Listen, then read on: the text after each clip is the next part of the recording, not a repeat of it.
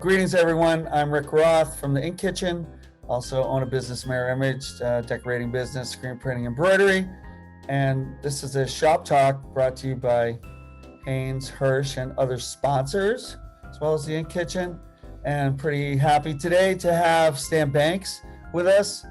He's an industry consultant, mover, shaker, marketer, influencer, and generally good guy from the same state as our now president. He's from Delaware. Yes. How you doing, Stan? I'm pretty good, man. Thank you for having me. So, might as well get right into it. So, unless you're living under a rock, you know that we've had a pandemic and it's changed things, accelerated things. So, what are you seeing on the ground, like with your customers and the way you observe things? What trends are happening? How's this affecting our business? So I think when it first all went down, a lot of the companies were a little nervous about what the industry would look like.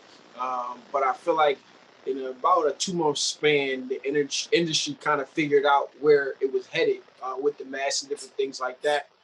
So that was like the first trend. And now people were asking me kind of, is it over? Is it over? And I'm like, it's not over. It's not booming like it was, those first 2 months. And then when the big companies got the mask, whatever the case was, but the industry the mask is going to be around for, at least another year, maybe a lot longer. We can't kind of tell that. So masks are still kind of moving a lot around. And I think there was the shortage here of hoodies that we experience now with the black hoodies and different things like that. A lot of problems with manufacturing and shipping times with a lot of products and machinery that the industry needed. So right now, I kind of feel like it's a bounce back time. Like the business locally is starting to come back and build back up. So it's kind of like that period where it's like business as usual, kind of a sort. Now, is it as thriving as it was before everything happened? Not so much, but people are back and working and making a living and getting back to the things that kind of like seemed normal before. So, one thing I've been really interested in, we're known for screen printing, but more and more I'm all about transfers. I know you are all about transfers. So in particular, you want to talk about what's going on in the transfer world and touch on how that affects decorating masks as well. So for me, I'm about whatever works for whatever the job. Right. I think you gotta find the mesh between the methods that you have access to if you get into the industry. And for myself, I started out screen printing. I had a UDO first, and then I got the DIY starter kit. I mounted that thing to my mom's dry basement, trying to get it working. So I had like a long process of even getting into it. So then I started out screen printing, different things like that. And for me, the heat press came about because I had a market that wasn't selling a lot to schools, but certain schools were smaller and they only wanted smaller jobs. So I got a heat press. And when I got the heat press, I started like, well, wait, why didn't I start this direction? Even if I was to get into screen printing still, it's just a lot you do with your heat press transfers over to different forms of printing.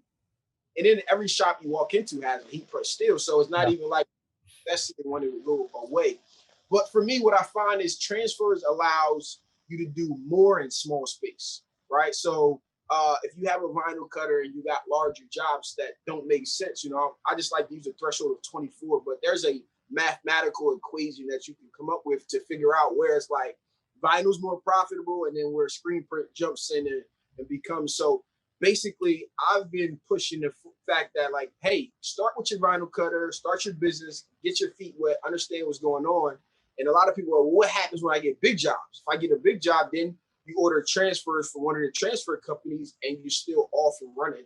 And I think transfers just allow home-based businesses, small businesses to be able to mass produce things in a nature which is similar manner of what big companies would do. But just again, I've been preaching like a 6-foot print shop. You can print in 6 foot. You grab a portable table from Walmart or somewhere like that, heat press over one set of legs, put your vinyl cutter or whatever, your computer on the other side, and you can have a legitimate print shop wherever you are. No, I'm with you. I remember meeting a friend in Atlantic City couple years ago, and he had a buddy, and he was going to buy all screen printing equipment. I was like, you know what? Why don't you get customers first? Like, spend your time on the sales. Just do. I mean, some of the transfers, like some of the vintage ones, you can't. In fact, one of the shows I took around a vintage transfer from FM or somebody, and like asked people what they thought of the print, and everybody liked the print. It wasn't a print; it was a transfer. So I think, a lot of people still think it's like a Care Bear, like thing that's washes off, and it's a whole new world out there. I know you seem very knowledgeable. I mean, there's a crazy spectrum of transfers now, right? Yes, I started out the same way. Like I don't want screen printing. I don't want heat transfer. I don't want the iron on effect and Yeah. all happens that you come out with just like as you research and stuff like that. But the technology has come a long way, man. A ton, way longer time now that they've been practicing and honing on these things.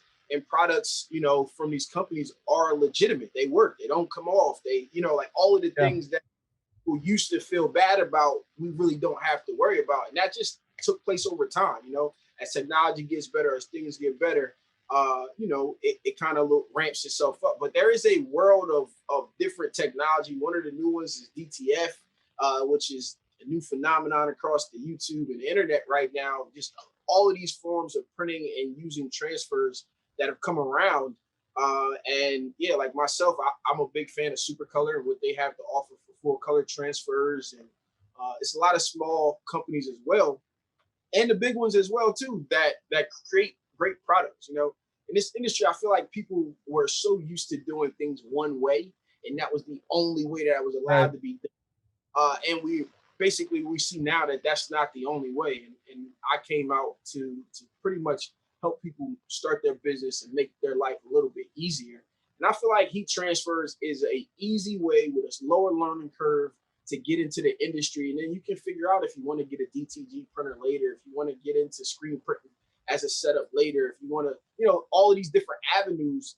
I just feel like a heat press, man, you can start it off using transfers, using vinyl, learn color separation, understand what full colored images are and how you can't use them, because that vinyl cutter and how you separate colors there is going to translate to screen printing, right? Mm-hmm. And if I can't print it with my vinyl cutter, then I know I need to go in some form of full color printing, and you can just explore the different directions that you want to go from there.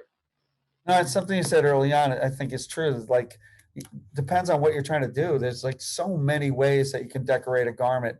And my friend Jacob Edwards is always saying people in the end don't really care. They want that cool image on the shirt. They don't care how it got on there, right? They don't care. Transfers and masks, that seems like that was a pretty big thing. Have you found that people are using transfers a lot on masks? Yes, because it's easier to print, right? I've seen a lot of these innovations of screen print equipment that comes with Yeah, we have one of those. Yeah, different platforms. Yeah, but if you got a hat press and you need to press them one at a time, it's just a simpler, easier form to just grab a transfer, put it on the mask, press it for 10 or 7 or 15 seconds, depending on what you're using, and it's done. And with screen printing, you had to kind of figure out, all right, well, we need to get a new platen, and they came out with these platens, and then okay, we got that. Now we need to figure out, how we're gonna line this up and do different things. We grab a transfer, you press it, and it's done. 60 seconds, you're in and out with a few masks. Especially some of those, some of the ones we deal with that have 2 or 3 layers, that even with the hold down, they're very hard to get stable and in register. And the transfer is obviously easier, Dark mask with like a light colored ink, you got to hit it twice, and now it's shrunk a little bit or shifted position slightly. Now you got double prints and stuff like that.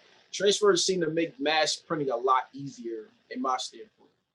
So I know that you've been a real sort of champion of getting people into the industry in a way that's sustainable, like so they don't make some huge investment that fails, to like work their way in a way where they can make some money even at the beginning. So with the pandemic and economic downturn, so a lot of people on unemployment or unemployed, has that increased people jumping in or people getting out? What are you seeing out there for that?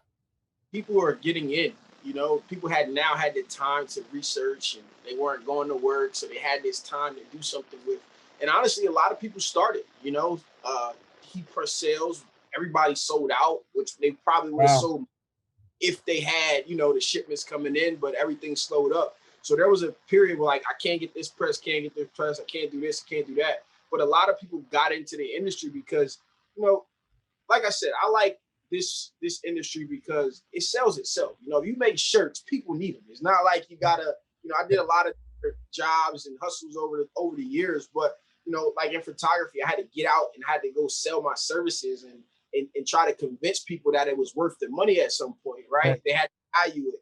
But everybody needs shirts, and if you're trying to either print for different clothing brands, because everybody wants to start clothing brands, people need schools and their work uniforms and just printing as a whole. It's been around for so long. I don't see it going anywhere because we got to wear clothes, right? We all got to walk outside and wear clothes. And, I feel like this was a time that people realized that they need to have something going on for themselves. Jobs didn't even want to lay you off at this point. It wasn't like you did anything wrong or they did anything wrong or they didn't like you. It was just a situation where everybody realized that they got to take their future into their own hands at some level. And if they were interested in t-shirts, this was the time to get started and learn. And now they have a business, a hobby, whether it's a hobby or a side hustle, or now some other people are doing it full time, which is awesome. So have you, I know you have a lot of videos and stuff. Have you seen an uptick in people having the time to learn new skills and so forth that you're offering? Everything spiked. Everything is spiked. People being home, searching YouTube, everything spiked throughout the last year in 2020, and yeah, so it was like a huge increase of eyes and questions and a lot of that stuff. So I've been trying to organize like how people find information because the thing is people got to work too, right? Like it's a lot of information. I made a lot of videos. Other influencers have made a lot of videos, but a lot of people want you to hold their hand throughout the process, Right. And the information is out there, free or paid information, but you just got to take the information in your own hands and start putting the action behind it. Because ultimately, I can't even advise you if you needed my help without knowing what it is that you have in mind, right? So it's like the same thing you just said. Like I got to start in order to help you. I got to start with the end in mind. Now, videos are generalized in some things, but I don't think there's a one size fits all solution. You got to start with your outcome, and then we can back up and say, okay, well, Right. now let's figure out the steps to get you to that outcome and what process works for you and how much space do you have, what's your budget, and all of this different stuff. That's a lot of hands-on stuff. So I try to use a lot of different scenarios in my content and other people that I bring on so people can see themselves in that person, say, I want to have that kind of business. Here's the steps to get to that point. I think another thing is that when you're saying you have to have the motivation, you have to do it in the end. I've always admired that you have enthusiasm, like you really like the industry, and your enthusiasm is infectious because if people aren't enthused about it, they're not motivated, they're not going to do it, right? Is that intentional or are you just like that naturally? It's natural. When I'm passionate about something, the only other thing that I could probably do is coach football. I coach my YouTube videos are like how I coach football. I'm super enthusiastic. I'm running around the field. I get excited at sometimes. I'm down sometimes, but it's just like a natural thing that goes on, and it's natural. And I think it's because I know what t-shirts have done for me. When I was working for $10 an hour, when I finally got my first job, because I was doing a lot of different hustles over the years, but I just realized that you can't make it off of $10 an hour for yourself, let alone if you got kids, you got a family. And here I am with a college degree at this point. I think I'm 26 or something like that. And I found myself working for $10 an hour. So, the fact that I had t-shirts was the only thing that allowed me. I appreciated that job because that was the first job that I ever had in my life. You know what I mean? But it allowed me to sit down, collect my thoughts. And that's where the whole t-shirt style was born from, just having that job and understanding that I needed to figure out more and different things like that. And people in my situation could use t-shirts to make their life better because if I didn't have it, I don't know what I'll be doing. Probably Right. 3, 4, 5 jobs trying to make ends meet. I think it's really obvious that it comes from a place that you're inspired and where you've been, because you've been where a lot of people are that are following you. I think that you come off as genuine, which you are. So I think you've done a good job of that.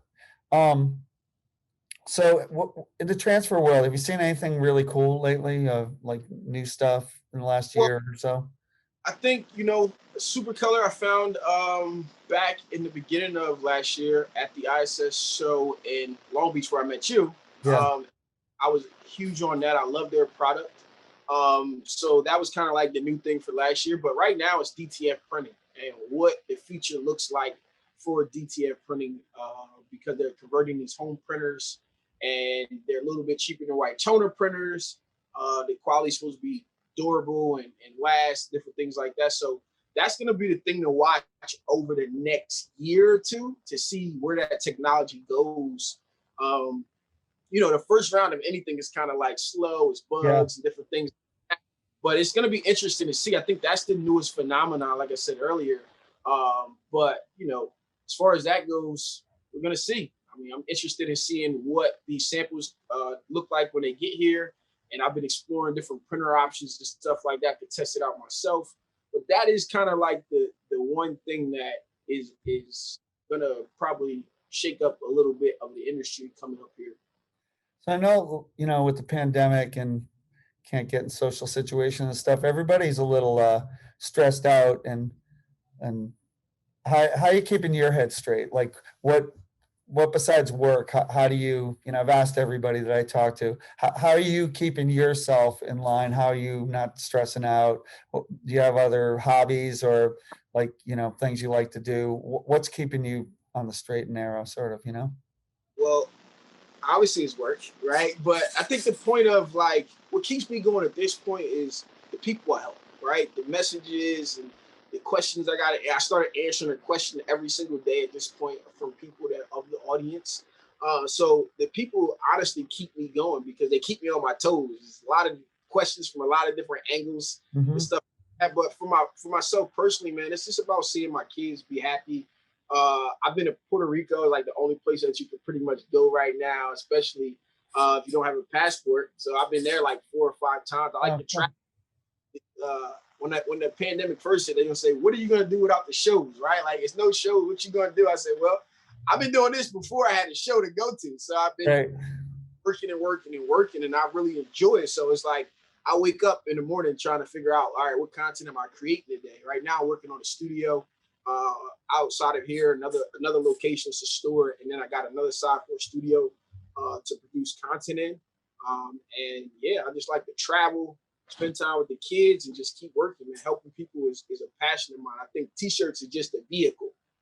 Coaching and doing different things and helping people and sharing what I know is really a passion of mine because I want to see everybody be successful. Who's going to win the Super Bowl, coach? Oh man, I hope Tom Brady. So I coached a kid named Chris Godwin, who's a receiver on Tampa Oh my Bay. God. Yeah.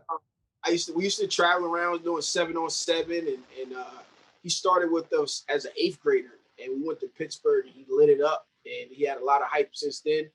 So I'm hoping he can bring one home for the home team, and we have a great year. Wasn't that the catch he made with the guy draped on his back and on this past weekend? That was quite a catch. Yeah, That was quite yeah. a catch, quite an effort, quite a technique, both, right? I mean, he boxed out that guy like he was going for a rebound. That was a great catch. Chris was a So hardworking kid, man. He was a good kid, good athlete, and he listened. And no telling why. Well, that's exactly why he is where he is. Obviously, he had the size as well, but he was a hardworking kid. all right, we'll see if that works out. I look forward to us doing this in person someday, man. And until then, wish you luck, and we'll be back in touch. Thanks a lot. All right, Dan Banks. All right, guys. Peace.